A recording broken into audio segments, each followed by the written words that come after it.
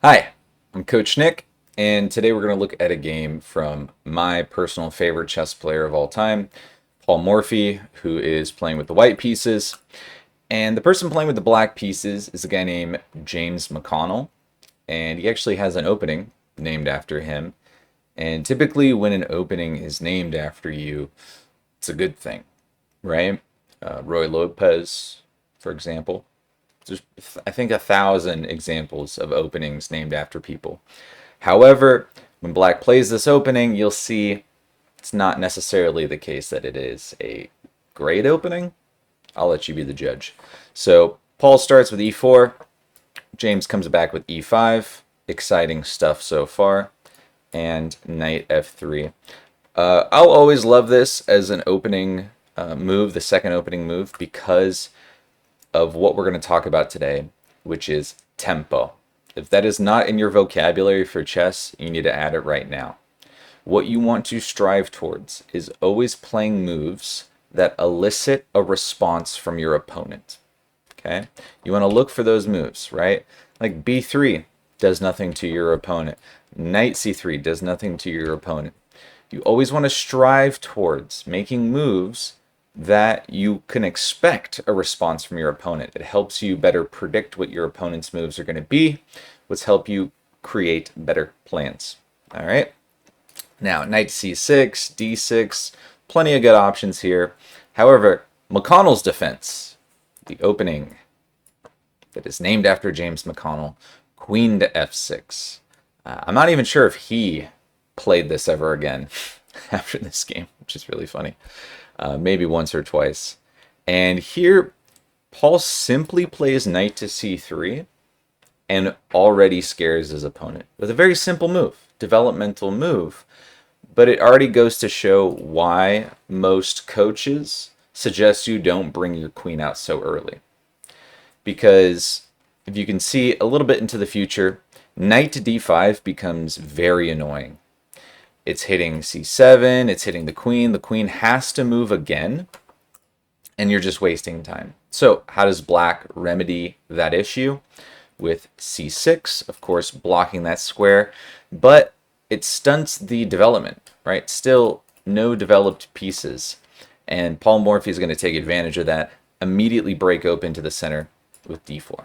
Okay, black takes, and there's a plenty of decent moves here that you can play, but for this whole point of the video, I want you to strive towards tempo moves.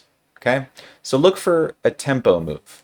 Recapturing is fine, okay, but it's not the point, right? Look for tempo. Now, you might have found a move better than Morphy here. Bonus points if you were thinking of bishop g5. Good job. Morphy goes for a bit of a more interesting approach here, which is e5. Now that the pawn, black's pawn, is no longer there, attacks the queen, and the queen scoots over. Now, let's continue the theme. Tempo. At any point, you're welcome to pause the video, try to guess Paul Morphy's moves. Bishop to d3, very good job.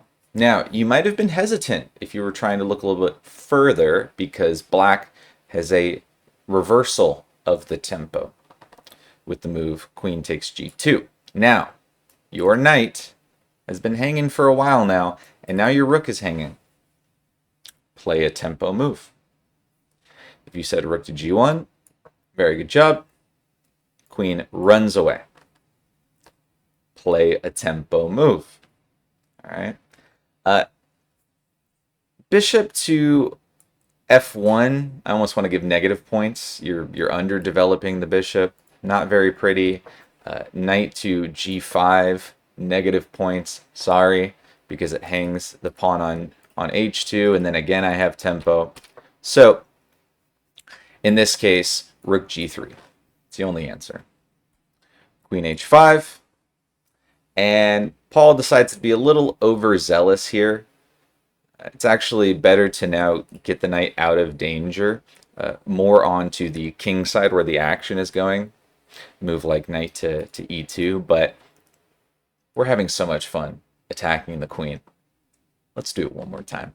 If you were looking at rook g5, How many times on move 9 is your rook on g5 is white? I don't see it a lot. And queen goes back. Now, of course, you don't want to repeat moves. So let's find another tempo-bringing move here. And I hope that you found a move better than Morphy, right? I told you guys that I don't like bishop f1. So now that the rook is on g5, we can play bishop to f5, putting the bishop forward, continuing to attack the queen. However, Morphy does bring the bishop back. It's a bit strange. And queen runs away. Now, keep looking for tempo moves. Finally, white recaptures. Hilarious.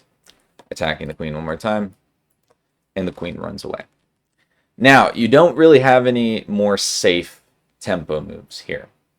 This is where the music gets a little quiet, right? Moves like knight to f5 blunder, because now the queen can take this pawn. The rook's no longer protecting it. So you want to be careful. Morphy goes for the quiet knight to e4, which centralizes the knight, eyeballs some squares, especially a checking square that seems pretty important. And now, whenever you are heavily being attacked and your opponent plays a quiet move, gives you the chance to, untangle the position, especially when you haven't developed a single piece, you should probably start doing that. Okay, plenty of ways to do that. Probably moving the d pawn. Start getting the bishop out, attacking the center, doing something. Okay. James McConnell plays h6. What can you do? Makes sense, right? In the order of importance, though, trying to kick away a rook when all of your pieces are still on the back rank, not very good. All right. However, funny enough, Morphy blunders here. And black has the opportunity to win the game. Knight to f5. Yikes. Pause the video if you'd like. This was a complete blunder because if black found queen to b4, they win the game. Knight's being attacked. It is a fork. And if you're clever enough to try to save your knight and get a out of check at the same time, well, did you forget that your rook is hanging? I get to take your rook now. I have the tempo. But I guess something about Paul Morphy just put his opponent under a spell. He didn't find it. Queen to e6. Yikes. So knight f to d6. Bishop takes, knight check, and king over. I know your rook is hanging. I know you want to move it, but look for the tempo moves. Bishop c4. Pretty good. Queen pops up out of the way, of course. Look for the I think you guys get the idea now.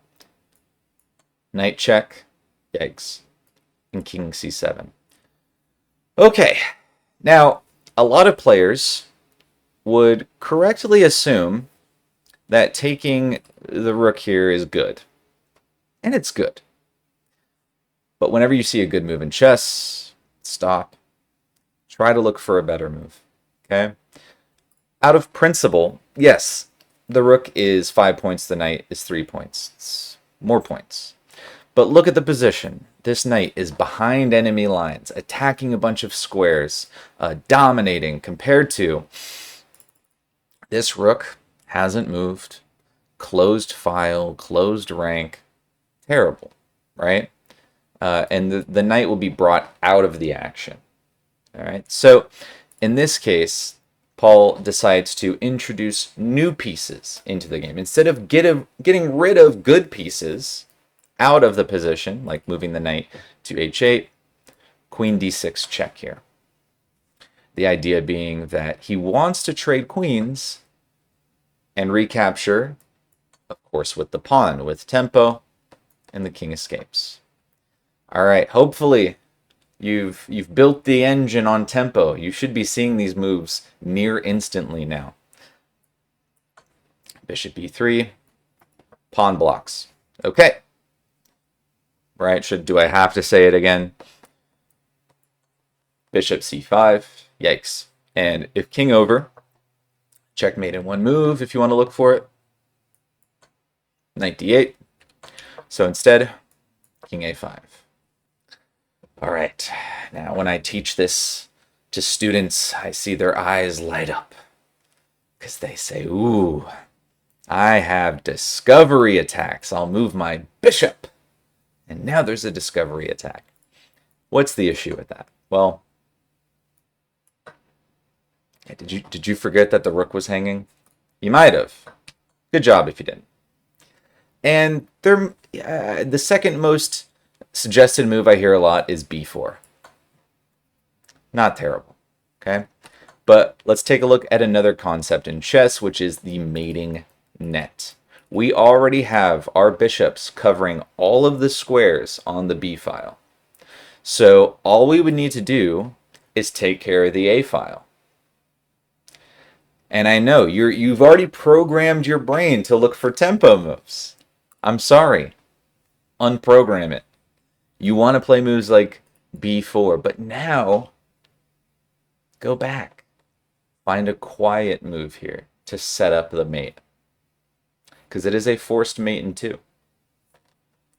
If you found rook g3, congrats, pat on the back. Black's last pathetic attempt at trying to distract Paul Morphy was pawn to b5. Does that stop anything? No, it does not. And checkmate. So, hope you enjoyed this game in history. And what I want you to do in your games moving forward, strive to play moves that elicit a response from your opponent. Big keyword is tempo. Thanks for watching.